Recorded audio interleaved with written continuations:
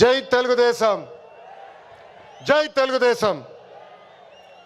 వేదికమైనున్న గౌరవ జాతీయ పార్టీ అధ్యక్షులు చంద్రబాబు నాయుడు గారికి, రాష్ట్ర పార్టీ అధ్యక్షులు పల్లా శ్రీనన్నకి, 1982 బ్యాచ్ సీనియర్ నాయకుల దగ్గర నుంచి 20-25 జూనియర్ బ్యాచ్ల వరకు ఈ సమావేశానికి పెద్ద ఎత్తున వచ్చేసిన ప్రజలకు, నాకు ప్రాణ సమానమైన తెలుగుదేశం పార్టీ కార్యకర్తలకు మీ అందరికీ నా హృదయపూర్వక నమస్కారం. తిరుమల తొలి గడప దేవుని గడప, ఒంటిమిట్ట రామస్వామి ఆలయం, ఆమీన్ పీర్ దర్గా, మరియాపురం చర్చ్ ఉన్న పుణ్యభూమి ఈ గడప. పౌరుషం, ఆత్మీయత, మహిళల్ని గౌరవిస్తాం నేర్చుకోవాల్సిన గొప్ప గడప ఈ కడప. మాస్ జాత్ర మహానాడు అదిరిపోయింది.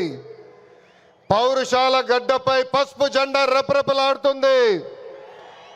దేవుని గడప కడపలో పసుపు పండగ నిర్వహిస్తాం. నా అదృష్టంగా నేను భావిస్తున్నా. 2024లో మాస్ విక్టరీ మనందరం చూసాం, చరిత్ర కూడా తిరిగి రాశాం.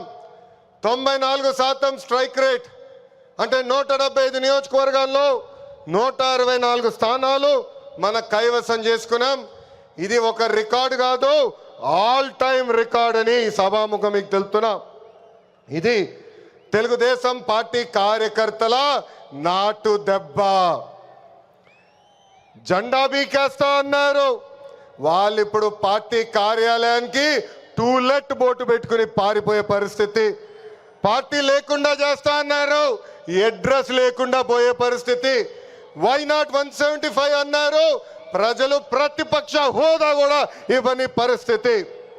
మన బొమ్మలు పెట్టి బాక్సింగ్ చేశారు, ప్రజలే ఇప్పుడు ఫుట్బాల్ ఆడుకునే పరిస్థితి.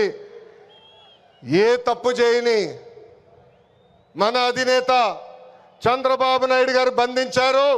ప్రజలు ఏకంగా ఆ నాయకుడిని ప్యాలెస్లో పెట్టి తాళాలేసి లాక్ చేసే పరిస్థితి. మన నాయకులు ట్రెండ్ ఫాలో అవ్వరు, ట్రెండ్ సెట్ చేస్తారు. సినిమా స్క్రీన్ అయినా, పొలిటికల్ స్క్రీన్ అయినా ఆయన ఒక లెజెండ్. ఆయన పేరేంటి? విశ్వవిఖ్యాత నట సార్వభౌమ స్వర్గశ్రీ నందమూరి తారక రామారావు గారు. ఎన్టీఆర్ అంటే 3 అక్షరాలు కాదు, ఎన్టీఆర్ అంటేనే ఒక ప్రభంజనం. ఆయనే రాముడు, ఆయనే కృష్ణుడు, ఆయనే భీముడు, ఆయనే అర్జునుడు, ఆయనే కరుణుడు, ఆయనే ప్రజల గుండెల్లో దేవుడు. పార్టీ పెట్టిన 9 నెలల్లో అధికారంలోకి రావటం ఒక చరిత్ర. దేశానికి సంక్షేమం అనే పదాన్ని పరిచయం చేసిన వ్యక్తి అన్న ఎన్టీఆర్.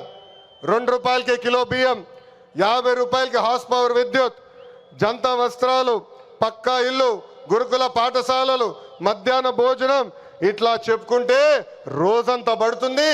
అన్న ఎన్టీఆర్ చేసిన సంక్షేమ కార్యక్రమాలు చెప్పేదానికి. సంక్షేమంలోనే అన్న ఎన్టీఆర్ ఒక బ్రాండ్. ఇంకా తెలుగువారు ప్రపంచం మొత్తంలో పెద్ద పీట వేసింది మన బ్రాండ్ సిబిఎన్. సిబిఎన్ అంటే డెవలప్మెంట్, సిబిఎన్ అంటే సంక్షేమం, సిబిఎన్ అంటే మనందరి ధైర్యం.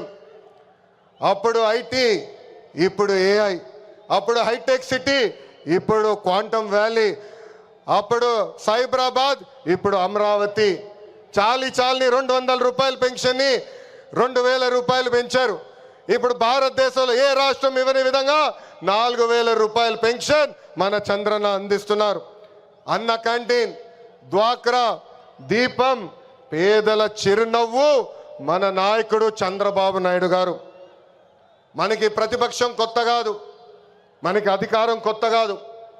2019 నుంచి 24 వరకు విధ్వంస పాలన మనందరం చూసాం. ప్రశ్నిస్తే కేసులు, నా పైన కూడా 23 కేసులు పెట్టారు. పోరాడితే ఏకంగా అరెస్ట్ చేశారు. వేదిక మీద చాలా మంది నాయకుల్ని ఆనాడు అరెస్ట్ చేశారు. ఎన్ని ఇబ్బందులున్నా ఎన్ని కేసులు పెట్టినా మనం ఆనాడు ఒకే డైలాగ్ చెప్పాం. ఏంటది? ఆ డైలాగ్ ఏంటి? తగ్గేదే లేదు.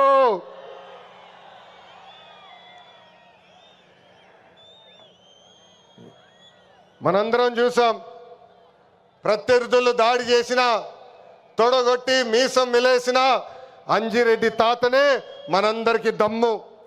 కత్తితో దాడి చేసి తల నుండి రక్తం కారుతున్నా ఏకంగా పోలింగ్ బూత్లో కూర్చుని చివరి ఈవీఎం సీల్ పడే వరకు పోరాడిన మన అక్క మంజుల గారే మన ధైర్యం.